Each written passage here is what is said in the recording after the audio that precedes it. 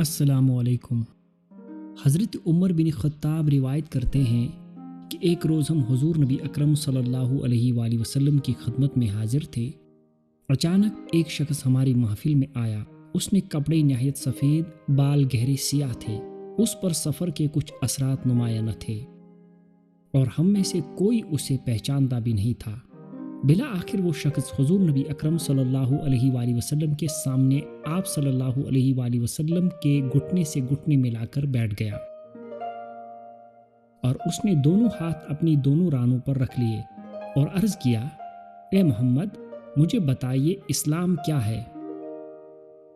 آپ صلی اللہ علیہ وآلہ وسلم نے فرمایا، اسلام یہ ہے کہ تو اس بات کی گواہی دے کہ اللہ تعالیٰ کے سوا کوئی معبود نہیں اور محمد صلی اللہ علیہ وآلہ وسلم اس کے رسول ہے، اور تو نماز قائم کرے، زکوٰۃ ادا کرے، رمضان المبارک کے روزے رکھے اور استطاعت رکھنے پر بیت اللہ کا حج کرے۔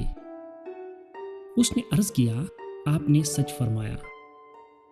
حضرت عمر فرماتے ہیں، ہمیں تعجب ہوا کہ خود ہی سوال کرتا ہے اور خود ہی تصدیق بھی کرتا ہے۔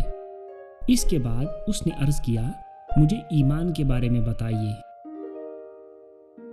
حضور نبی اکرم صلی اللہ علیہ وآلہ وسلم نے فرمایا، ایمان یہ ہے کہ تو اللہ تعالیٰ پر، فرشتوں پر، اس کی کتابوں پر، اس کے رسولوں پر اور قیامت کے دن پر ایمان لائے اور اچھی بری تقدیر پر ایمان رکھے۔ اس نے عرض کیا، آپ نے سچ فرمایا۔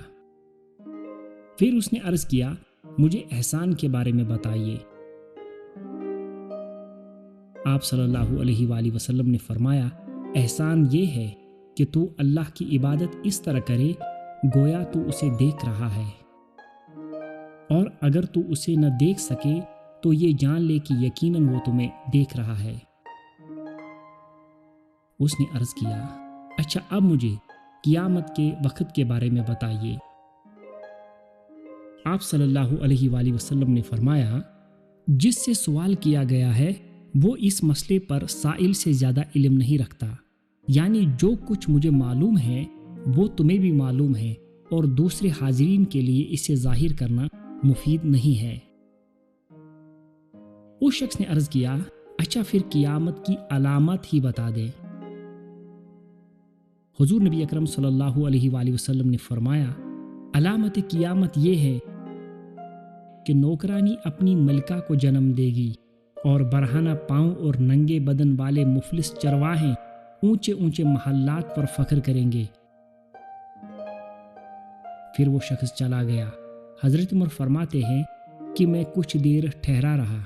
پھر حضور نبی اکرم صلی اللہ علیہ وآلہ وسلم نے فرمایا، اے عمر، جانتے ہو یہ سوال کرنے والا کون تھا؟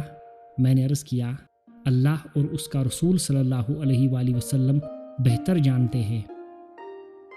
آپ صلی اللہ علیہ وآلہ وسلم نے فرمایا، یہ جبرائیل تھے جو تمہیں تمہارا دین سکھانے آئے تھے۔ حضرت شداد بن اوس سے روایت ہے کہ حضور نبی اکرم صلی اللہ علیہ وآلہ وسلم نے فرمایا، اللہ تعالیٰ نے ہر کام میں احسان فرض کیا ہے۔ جب تم قتل کرو تو اچھی طرح سے قتل کرو، اور جب تم ذبح کرو تو اچھی طرح سے ذبح کرو، اور ذبح کرنے والے کو چاہیے کہ چھری کو اچھی طرح تیز کرے اور اپنے ذبح ہونے والے جانور کو آرام دے۔